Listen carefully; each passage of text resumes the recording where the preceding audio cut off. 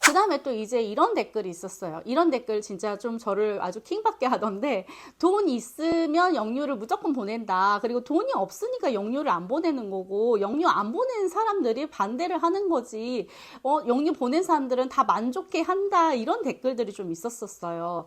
근데 저는 묻고 싶어요. 왜냐면 그게 누구를 위한 선택인가를 일단 먼저 묻고 싶고요. 아이들에게 일반 유치원과 영유를 두 군데를 경험하게 해본 다음에 아이들한테 선택을 하면 아이들은 어떤 선택을 할까요? 저는 영유보다는 인류가 훨씬 많을 것 같거든요.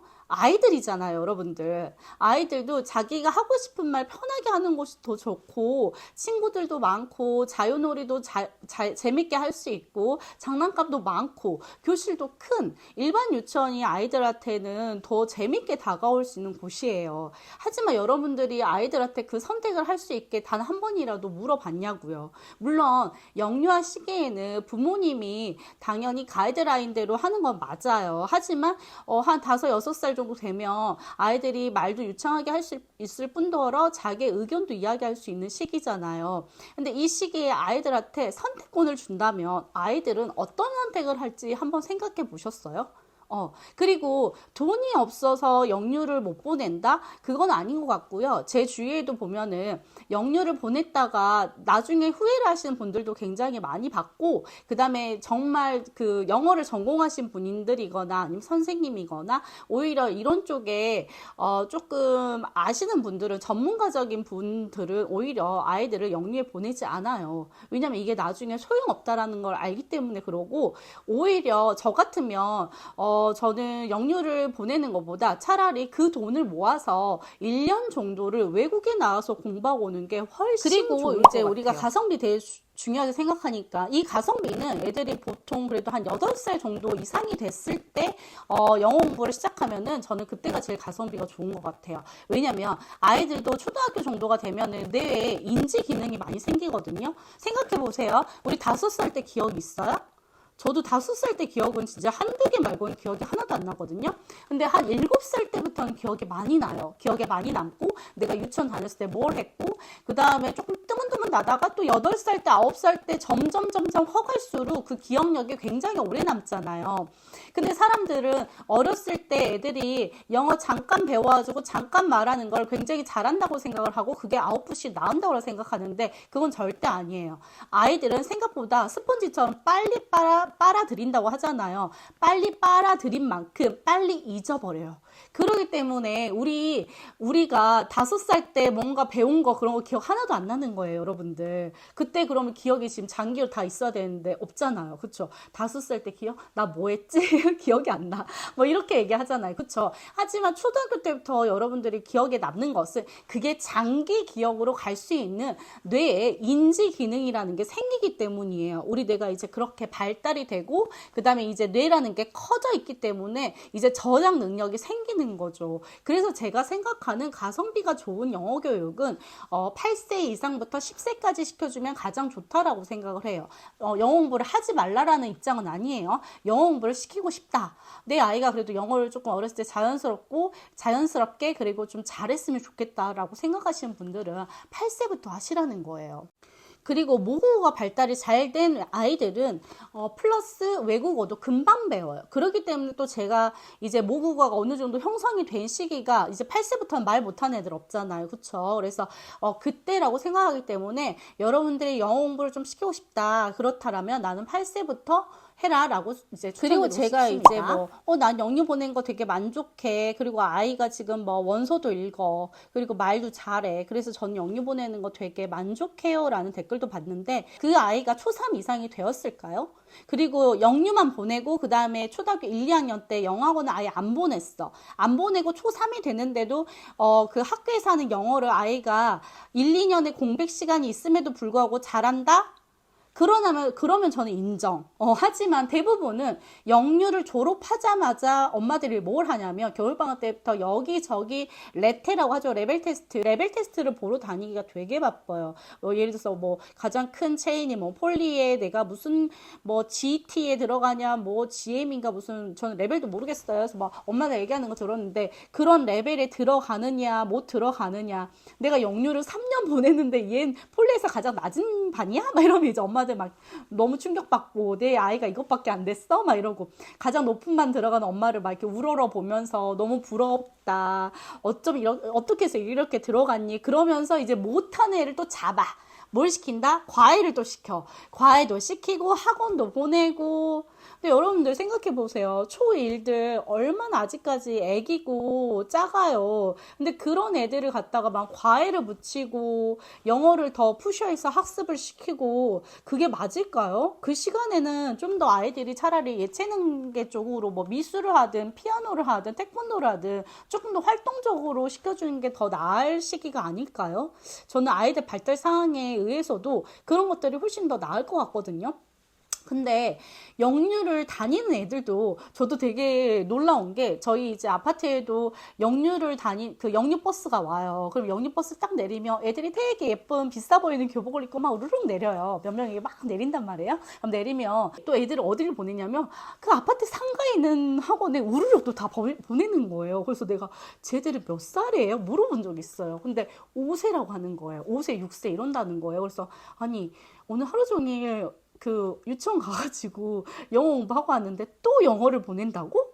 조금 그랬어요. 왜냐하면 아니 지금 애들이 끝나면 놀이터 가서 좀 놀고 우리 애들은 뭐 이제 놀이터 가서 싱싱이 타고 뭐 비눗방울 하고 막 낙엽잎 따고 다니고 막 이렇게 하고 있는데 아니 이때까지 또 공부를 하고 왔는데 또 학원을 보낸다고?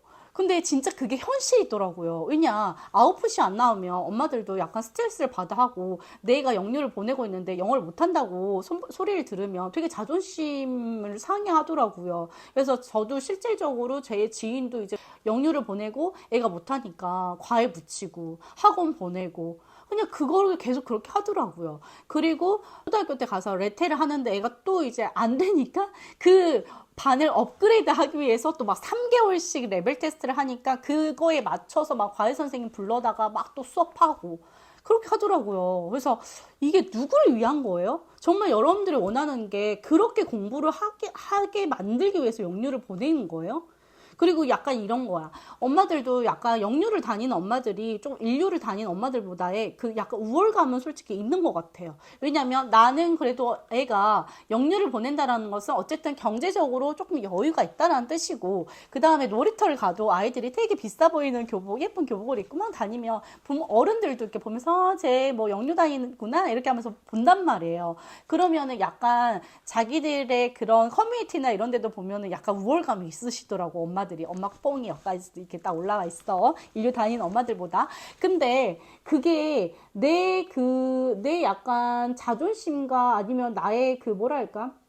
나의 우월감. 나는 우리 애기 영유 보내. 뭐 이렇게 얘기하면서 다니는 그런 게 좋아서 영유를 보내시는 건 아닌지 한번 생각해 본 적 있어요? 아이한테 인류를 보내보고 인류를 다닐래, 영유를 다닐래 라고 한번 선택을 해보라고 한 적이 있냐라는 거예요. 저는 조금 묻고 싶어요. 어렸을 때 아이들의 영어 뇌 회로를 만들어주면 좋다 이런 얘기를 하거든요. 맞아요. 아이들이 영어의 뇌 회로를 만들어주면 좋은 거는 맞습니다. 그러면 영유를 다니는 애들은 뇌가 영어 회로가 만들어졌냐라는 거예요. 가끔 이제 엄마들 그런 얘기를 한단 말이에요. 원서를 읽는다. 그 다음에 뭐 영어를 자유롭게 이야기를 한다라고 하는데 정말 뇌 회로가 영어의 뇌 회로가 만들어졌는지를 한번 짚어봐야 된다라는 거예요. 일단 이렇게 영어 회로가 만들어지기 위해서는 제가 아까 전에 말씀드렸듯이 소리가 충분히 노출이 되었냐가 중요해요. 그게 1000시간 이상이고요. 왜냐하면 충분한 시간에 노출이 되어야지 아이들이 모국어의 방식으로 생각하고 말하는 결정적인 요인이 되는 거예요. 예를 들어서 우리가 언어를 배울 때 이런 거예요. 뇌 바깥쪽은 서술적 기억이라고 해요. 언어를 배울 때 예를 들어서 이런 거예요. 지식을 쌓고 단어를 외우고 암기하는 것들을 저장하는 거예요. 그리고 뇌의 안쪽은 절차 기억이라고 해서 우리가 운전이나 수영이나 걷는 것들 이런 것들 얘기하는 거예요. 그러면 이게 우리가 언어를 배울 때는 뭐냐면 문장이 서술적 기억이기 때문에 서술적 기억, 아까 바깥쪽이라 했죠. 바깥쪽에 있는 뇌이기 때문에 여기에서 배운 것들을 문장과 단어와 이런 것들을 꺼내서 써야 된다라는 거예요. 뭐 우리 3인칭 단수에는 s를 써야 되니까 he has, have가 아니라 he has 뭐 이런 식으로 써야 된다라는 거예요. 그게 학습에 의해서 우리가 바깥쪽 뇌에 저장되어 있기 때문에 그거를 학습으로 해서 꺼내내야 되는 거예요. 하지만 외국인들은 어때요? 안쪽에 있는 뇌에서 이 뇌에서 절차 기억이라는 걸로 인해서 그냥 생각하지 않아도 이게 바로바로 나온다라는 거예요. 바로바로 나오는 거죠. 우리도 그렇잖아요. 우리가 우리나라 말 하는데 나는 배고파서 밥을 먹고 싶다. 이걸 얘기할 때 나는 다음에 어떤 뭐 수식어가 나오고 그다음 목적어가 나오고 그다음 동사가 나와야 돼. 이 문장의 순서를 생각하면서 하진 않잖아요. 그쵸? 그런 거 똑같아요. 그냥 툭툭툭툭 튀어나와야 된다라는 거예요. 그래서 이렇게 영어를 모국어의 방식으로 말을 하고 생각을 하고 그냥 이렇게 생각하지 않고도 진짜 자연스럽게 툭툭툭툭 튀어나오는 정도가 되어야지 이게 영어의 회로가 뇌에 만들어졌다고 이야기할 수 있어요. 그리고 이게 이 다음에 되면 뭐가 되죠? 듣기랑 말하기 뿐만 아니라 이제 정말로 리딩을 했었을 때 거기에 있는 지문들을 정확하게 이해하는 능력이 생기는 거예요. 근데 그냥 원서를 읽는다라는 거, 읽어요. 읽을 수 있죠. 파니스를 배우니까. 읽을 수는 있겠죠. 단어도 배우고 이러니까 읽을 수는 있겠죠, 여러분들. 하지만 아이가 그 내용을 정말로 잘 이해를 하고 내용이 무슨 내용이었는지 자기가 자기 말로 표현까지 다 할 수 있는지 정말 뭐 짧게 얘기하면 서머리까지 할 수 있는지를 확인해 보셨어요? 그걸 한번 확인해 보세요. 그래야지 정말 내 아이가 원서를 읽는다라고 얘기를 하는 거지 그냥 읽는 거는 누구든지 할 수 있어요. 단어 배우고 소리 배우면 파닉스 배우면 다 읽을 수 있다라는 거예요. 근데 부모님들은 얘가 그냥 읽고 있으니까 소리 내서 읽는 거 보니까 어머 우리 애가 원서를 읽네 이러면서 뿌듯해 한단 말이에요. 내용을 다 이해하고 어떤 질문을 던졌을 때 그 질문에 대해서 대답을 할 수 있는 정도까지가 되어야지 정말로 이 책을 읽는다라고 할 수 있는 거예요. 그 다음에 이 책을 읽으면 당연히 그 다음에 문법이 되고 문법이 되면 라이팅까지 되겠죠. 이게 바로 뇌에 자연스러운 영어 회로가 생기는 거라고 얘기할 수 있어요. 자, 그러면 이렇게 영어를 뇌 회로에 만들어 주려면 어떻게 되냐? 충분히 들려주고 충분히 그 다음에 뭔가 사람과 이야기할 수 있는 환경이 돼야 돼요. 근데 일단은 우리가 상호작용을 할 수 있는 그런 환경은 굉장히 적잖아요. 하지만 노출은 굉장히 많이 시켜줄 수 있다라는 거예요. 제가 좋아하는 이제 핀란드의 교육이 그런 방식이에요. 핀란드의 사람들은 애기들이 영어를 굉장히 잘해요. 모국어가 아님에도 불구하고 한 40, 50대까지는 영어를 굉장히 잘하거든요. 근데 너무 신기하게 60대, 70대는 나이가 들어서 영어를 못하는 게 아니라 그러면 50대는 뭐 영어 잘하는 거는 50대도 할머니들 많은데 영어를 잘하신다라는 건 좀 신기하죠. 그게 왜 그러냐면 핀란드가 이제 60대, 70대 때는 우리나라식으로 영어를 배우신 거예요. 그래머를 배우고 단어를 배우고 주입식으로 암기식으로 공부를 했던 그래머적인 이제 그 영어를 배우다 보니까 어른들이 그게 이제 이렇게 머릿속에서 툭툭툭툭 튀어나와서 영어를 못하는 거예요. 우리도 그러잖아요. 우리도 뭐 길게는 12년, 뭐 짧게는 6년 이상을 영어를 배웠음에도 불구하고 우리 영어가 툭툭툭툭 튀어나와요? 안 그러잖아요. 그래머부터 생각하잖아요. 그 다음 단어를 생각하고 그렇잖아요. 뭐 have 다음에 has 붙여야 되고 막 이런 거 막 현재 완료는 have pp야. 그래 have had 막 이런 거부터 생각을 한단 말이에요. 그러기 때문에 자연스럽게 영어가 빨리빨리 나오지 않는데 핀란드 아이들은 어렸을 때부터 부모들이 그냥 애들이 좋아하는 만화가 있으면 그 만화를 시리즈별로 그냥 쭉 계속 틀어주는 거예요. 그리고 학교에서도 영어를 이제 계속 들려주고 아이들하고 서로 파트너들끼리 이야기를 하는 그런 수업을 하는 거예요. 뭐 그래머를 배우고 이게 아니라 스피킹 위주로 하고 듣는 거 위주로 하고 그 다음이 되면 이제 읽는 거 같은 거를 하고 그거에 대해서 이야기를 하고 이런 식으로 하기 때문에 아이들이 대부분 영어를 굉장히 잘해요. 50대까지도 굉장히 잘한단 말이에요. 그런 환경에 되어 있기 때문이에요. 그러면 우리는 못하나? 영유를 안 다니면 그런 환경 못 해주나? 할 수 있다니까요. 요즘에 너무나 전문가들이 만든 좋은 채널들 너무 많잖아요. 그런 것도 활용하시면 되고, 그 다음에 예를 들어서 뭐 요즘에 이제 제가 2편에서도 얘기했듯이 넷플릭스나 아니면 아이들이 좋아하는 노래나 아니면 요즘에는 이제 미국 애들이 공부하는 그런 교재나 이런 것들도 집에서도 충분히 사서 할 수 있고 그런 컨텐츠도 있어서 그런 거 보면서도 할 수 있다라는 거예요. 우리가 좀만 노력을 하면 엄마표 영어를 할 수 있다라는 거예요. 엄마표 영어로 해서 엄마가 영어를 하는 거 아니에요, 여러분들. 엄마표 영어는 엄마가 영어를 하라는 게 아니라 엄마가 이렇게 영상을 보여주면서 아이들하고 같이 하는 것도 하나의 엄마표 영어의 하나니까요. 제가 또 나중에 시간이 되면 엄마표 영어에 대해서 한번 이야기해 보도록 할게요.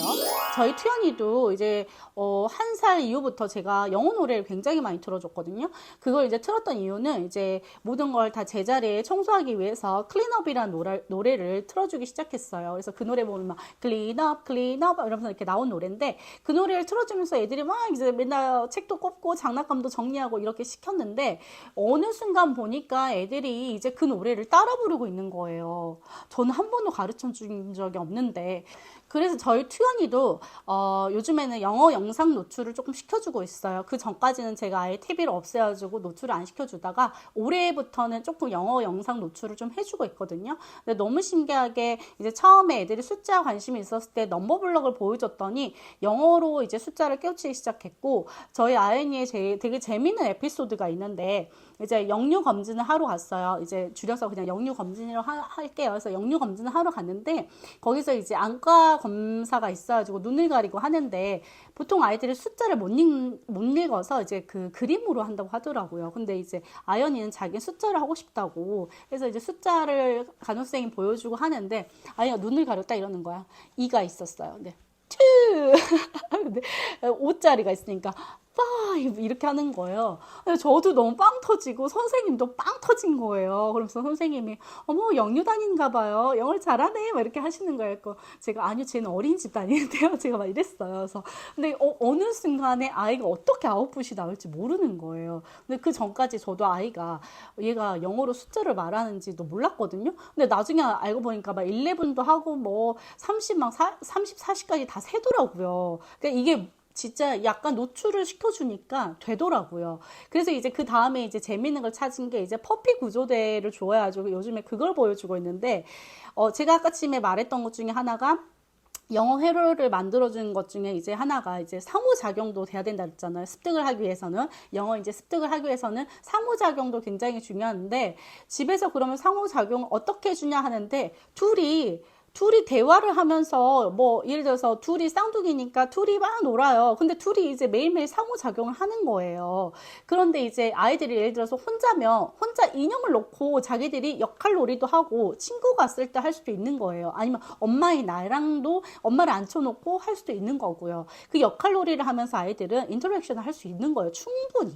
인형 놓고 곰돌이 인형 앉아놓고 걔한테 하고 싶은 말 영어로 할 수 있다라는 거예요. 아이들은 생각보다 우리가 생각하는 것보다 굉장한 무한한 창의적인 생각들을 가지고 있기 때문에 그렇게라도 할 수 있다라는 거예요. 근데 저희 애들도 정말 신기하게 퍼피 구조대를 보여주기 시작한 이후로 집에 퍼피 구조대에 관한 뭐 장난감이나 인형은 단 하나도 없는데 자기들이 뭔가 그 비슷한 것들을 막 이렇게 만들어가지고 막 둘이 이제 그 나오는 캐릭터들의 그런 것들을 막 같이 막 이렇게 막 이렇게 연극을 하는 거예요. 막 둘이 막 이렇게 노는데 어느 순간 봤는데 태연이가 되게 한국말도 아니고 영어도 아니고 이상한 외계어를 막 하고 있는 거예요. 그래서 자세히 들어보니까 간간히 뭔가 단어는 튀어나오는데 아직까지 문장은 안 되는 거야. 근데 자기는 영어가 되게 하고 싶나 봐. 그래서 막 이게 한국말도 아니고 영어도 아니고 그러니까 영어를 자기는 아마 들은 대로 얘기를 하고 있다라고 생각하는데 외계어를 하고 있어요.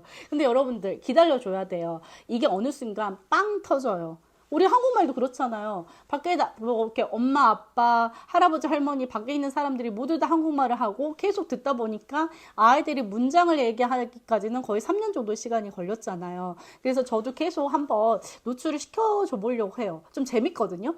저도 나중에 이제 조금 더 크면 아이들이 영어의 발달이 제가 노출시켜준 걸로 인해서 또 어떻게 됐는지 그 과정도 보면 너무 재밌을 것 같아서 좀 기대가 되는 부분인데 어쨌든 이 아웃풋이라는 것은 집에서도 충분히 우리가 해주면서 나중에 좀 기다려주면 나올 수 있다라는 거 말씀드리고 싶습니다. 그리고 뭐 이제 좀 횡설수설 에피소드가 좀 많았는데 일단은 아이들이 재밌게 배워야지 언어도 빨리 느는 거기 때문에 여러분들이 조금 부드러운 환경에서 아이들이 좀 더 재밌게 배우기 위해서는 아이들이 좋아하는 걸 틀어주세요. 그걸 영어로 틀어주면 돼요.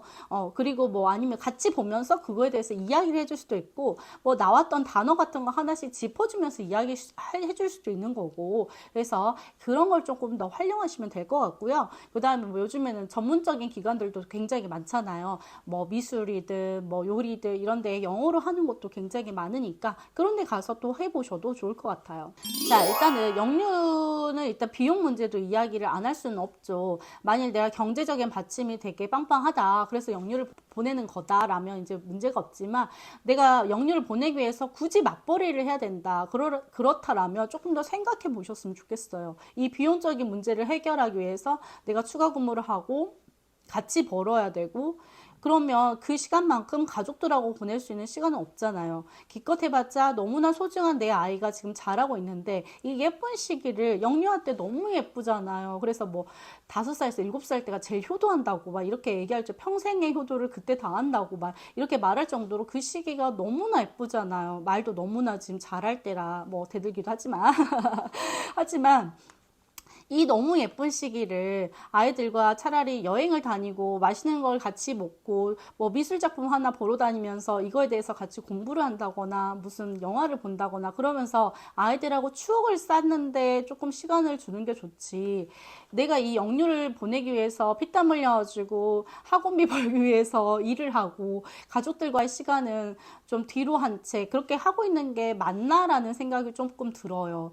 그래서 저도 정말 제 그 일을 다 경력을 다 포기하고 아이들한테 지금 올인해서 아이들 키우고 있는데 지금 생각하면 굉장히 제가 잘했던 선택이었다고 생각하고 그 다음에 저도 이제 막 육아 번아웃도 오고 이제 이런 거는 또 나중에 한번 말씀드리겠지만 그런 것도 와서 정말 힘들고 우울증도 오고 이제 경력이 단절되고 이런 것들이 되게 힘들었는데 지금은 되게 잘했다라고 생각이 드는 부분들이 굉장히 많아요. 그래서 가족들하고 시간을 내서 여행을 다니고 함께하고 그런 게 정말 소중하구나. 지금 이 시간이 아니면 이런 것들을 쌓을 수 있는 시간은 클수록 아이들은 우리와 독립이 되어가는 그런 존재이기 때문에 없어질 거란 말이죠. 그래서 조금 더 생각해 보시면 좋겠고요.